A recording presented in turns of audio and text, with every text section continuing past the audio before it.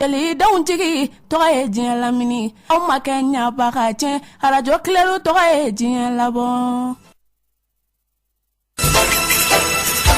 Radio Clero, le journal avec Sotelma Malitaire. Bonjour à tous et merci de nous rejoindre pour cette deuxième édition des Clédou Actualité. Au sommaire, le collectif des avocats de la défense du général Amadou Aya Sanogo demande les reports du procédé pour irrégularité dans les citations. Il affirme, je cite, « Nous ne nous associerons jamais à une telle parodie de justice ». On en parle dès le début de ces 13h. 30 novembre 2006, 30 novembre 2016, Orange Mali s'apprête à souffler sa 10e bougie en disant la société compte sur les marchés plus de 14 millions de cartes SIM. Sur la scène internationale, débat agité à la conférence de préparation du sommet de la francophonie, des voix s'élèvent pour que l'organisation reste loin de certaines questions politiques et sécuritaires, mais la secrétaire générale Michael Jean pense qu'elles sont au contraire inévitables. C'est tout pour le sommaire. Aruna Tidjaniba est au microphone.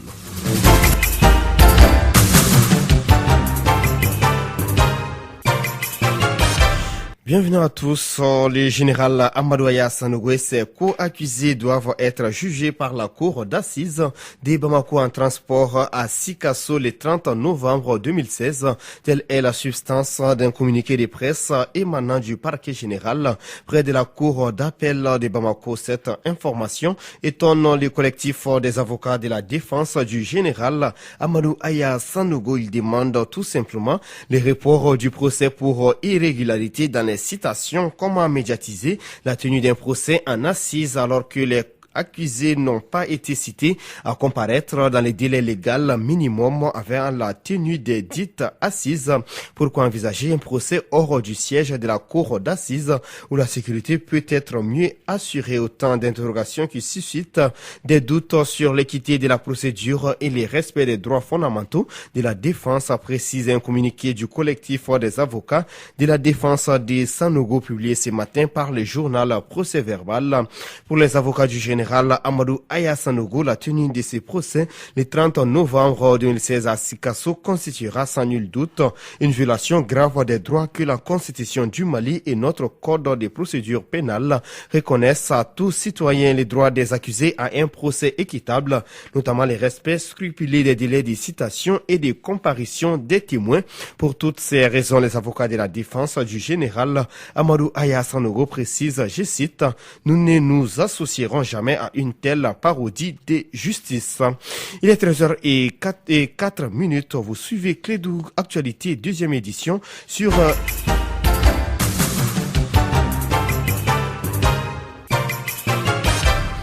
Sur un autre sujet communal du 20 novembre 2016, les rassemblements pour les Mali perd 10 des 19 communes urbaines du pays. Sur les 6 communes de Bamako, il gagne dans 3. Les partis au pouvoir a aussi perdu dans son fief de la capitale en commune 4, devancé par les partis Yelema de l'ancien premier ministre Moussa Mara, et dans la commune urbaine de Sikasso, l'un des bastions électoraux importants du pays. Les détails, c'est avec Kassim Traoré. Avec les résultats des communales du dimanche 20 novembre, on constate que le Rassemblement pour le Mali, parti au pouvoir, a perdu dans plusieurs localités. À Bamako, le RPM a perdu dans son fief de la capitale en commune 4 du district de Bamako, au détriment du parti Yelema. Les autres grosses pertes du RPM ont été enregistrées au niveau des communes urbaines au nombre de 19. 10 seront gérés par le parti IRD de l'opposant Soumaïla Cissé, dont le parti a gagné dans plusieurs localités du pays. Le RPM a perdu à Mopti, Kati, Kita, Bougouni, Koutiala, San et surtout à Sikasso, l'un des plus grands bastions électoraux du pays. Mieux, la plupart des responsables du parti au pouvoir, qu'ils soient ministres, présidents de l'Assemblée nationale ou des directeurs nationaux, ont tous perdu presque dans leurs localités respectives. Selon bon nombre d'observateurs, le scrutin du dimanche 20 novembre ressemble à une sanction pour le régime en place, car c'est le parti IRD de l'opposant Soumaïla Cissé qui se positionne très bien pour la gestion des communes. Merci Kassim Traoré. Restons avec vous. Les nombreux Bamakois se disent satisfaits des résultats de la communale. Ils souhaitent que les nouvelles équipes municipales se mettent vite au travail. Actuellement, dans les états-majors des partis politiques, l'air est au jeu d'alliance afin de préparer l'élection des différents adjoints au maire. Après la proclamation des résultats de la communale du 20 novembre dernier, certains Bamakois se réjouissent de la défaite des ténors du pouvoir dans leur localité. Ousmane Balo, journaliste. On a vu un parti au pouvoir qui a perdu dans sa commune. On a vu des anciens ministres qui ont perdu dans leur commune. Tout cela montre que vraiment donc les gens sont déterminés à choisir les personnes qu'il faut pour le développement de la commune. Moi, mes attentes ne peuvent qu'être ceux de toute la commune et qu'ils fassent en sorte que ces promesses soient des promesses vraiment tenues.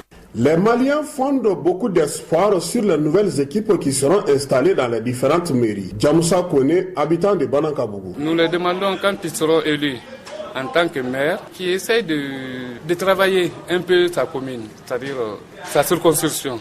Je vais parler notamment de son quartier, sur le plan développement, sur le plan d'assainissement et sur le plan aussi embellir le quartier. La journée électorale du dimanche dernier a été émaillée de plusieurs fraudes, mais ceci n'entame en rien la sincérité du scrutin. C'est ce que pense Bissirou Koulibaly, président de l'association malienne pour le redressement du taux de participation. Là où nous avons supervisé les rapports qui prouvent qu'il y avait des petits problèmes organisationnels dans beaucoup de localités. Dans certaines localités, les matériaux électoraux vraiment n'étaient pas du tout au complet. Surtout la loi électorale n'y était pas, le guide de l'agent électoral n'y était pas. Mais ce sont des choses qui ne peuvent pas vraiment entamper la régularité et la sincérité vraiment du vote. Parlant de taux de participation, il y a une nette amélioration. Bissirou Koulibaly. Bamako a enregistré 23,90% en 2009 et aujourd'hui Bamako est à 22,02%. Sigasso avait enregistré 22% en 2009, mais aujourd'hui Sigasso est à plus de 52%. Sigou aussi avait enregistré en 2009 30,89%. Aujourd'hui, les informations que nous détenons, Sigou est à 41% aujourd'hui. Moti aussi avait enregistré 34% en 2009, aujourd'hui Moti est à 32%. Gao avait enregistré 46,35% en 2009, aujourd'hui Gao est à 54%. Pour le moment, les jeux d'alliance vont bon train dans les états-majors des partis politiques qui ont eu des conseillers dans les différentes mairies. 30 novembre 2006, 30 novembre 2016, je vous disais un titre, Orange Mali va fêter son 10e anniversaire. Pour lancer les activités de ces grands événements, la direction générale d'Orange Mali a tenu à rencontrer les journalistes hier jeudi autour d'un déjeuner. Écoutons le directeur de la communication institutionnelle et de la responsabilité sociale de l'entreprise, Moussa Sako, au micro de Fanta Djakiti. Nous plaçons cet anniversaire-là sous le signe de la proximité, avec d'abord vous, nos amis de la presse, et surtout c'est une occasion aussi pour nous de remercier nos clients pour ces 10 ans de fidélité. Parce que vous comprenez bien que sans clients, surtout fidèles, Orange ne serait pas là aujourd'hui à célébrer ces 10 ans. Donc merci à nos clients pour leur fidélité. Quelles sont les perspectives pour les années à venir? Bon, c'est toujours continuer à donner accès au plus grand nombre des Maliens aux nouvelles technologies de l'information qui sont entre autres le téléphone, l'internet. Comme on a dit tout à l'heure, Orange a quand même démocratisé le téléphone, l'accès au téléphone au plus grand nombre. Aujourd'hui, nous avons des millions de Maliens qui disposent du téléphone. Même les domestiques à la maison disposent du téléphone. Et quand on pense il y a 11 ans, 12 ans, c'était quelque chose qui n'était pas accessible du tout. On avait des SIM qui se vendaient ici à 100 000, 200 000, 300 000 francs. Tous les Maliens le savent. Orange est venu. Aujourd'hui, une SIM, c'est 500 francs. C'est souvent même gratuitement. Maintenant, sur la partie Internet, je me souviens quand nous-mêmes nous avons commencé à opérer au Mali en 2003, on avait une connexion 64 kilobits qu'on payait à plus de 600 000 francs par mois. Aujourd'hui, nos clients ont accès à Internet haut débit chez eux, grosso modo à 30 000 francs par mois. Aujourd'hui aussi, nous avons Orange Money, qui est un service qui a vraiment facilité la vie des Maliens. Donc les perspectives, c'est vraiment de continuer à rendre la vie facile aux Maliens.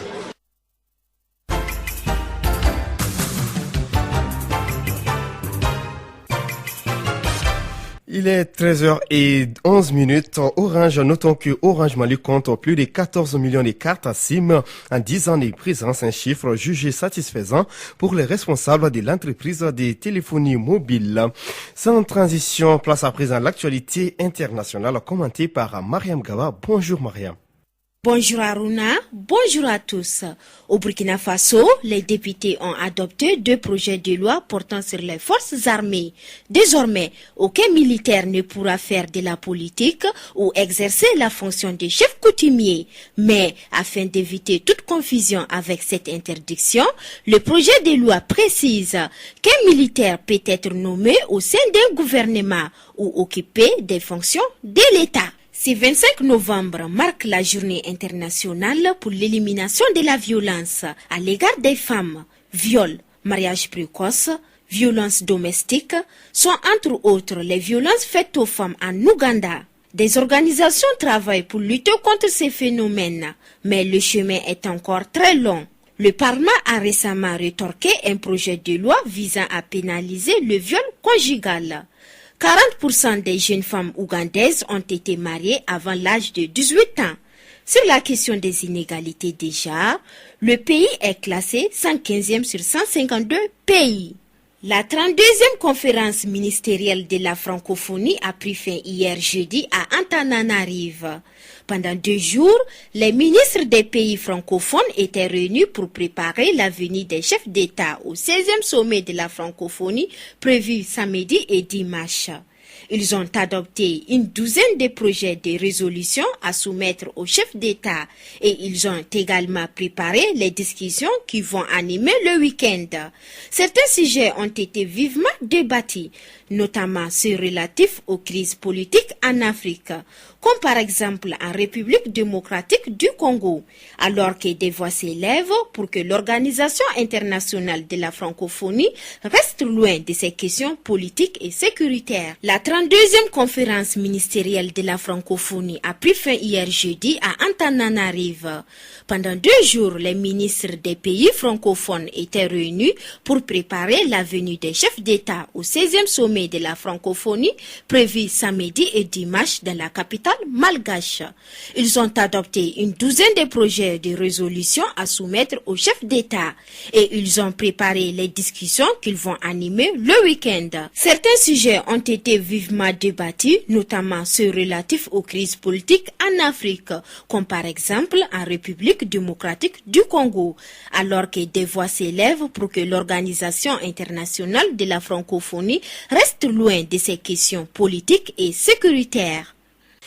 Merci Mariam Gaba pour toutes ces explications. Il est 13h14. Clé de Info, 2e édition.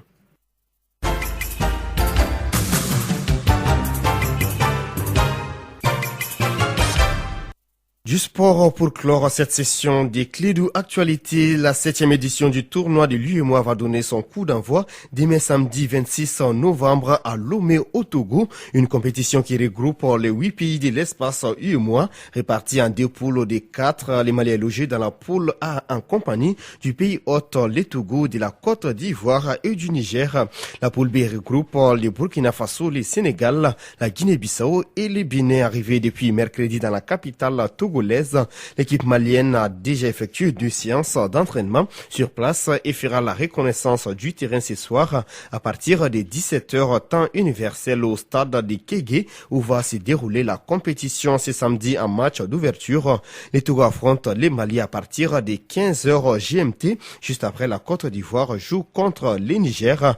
Dans la poule B dimanche, les Burkina Faso affrontent les Sénégal et la Guinée-Bissau en 2 coups avec les Bénin. Notons que seuls les premiers de chaque poule joueront la finale. C'est sur ces mots de sport que se referme à cette édition, la 2e des clés de l'actualité. Merci à vous de l'avoir suivi. Présentation Aruna Ba, la technique Fatou Fall. Tout de suite, c'est l'actualité sportive, cette fois-ci en langue nationale Bamana.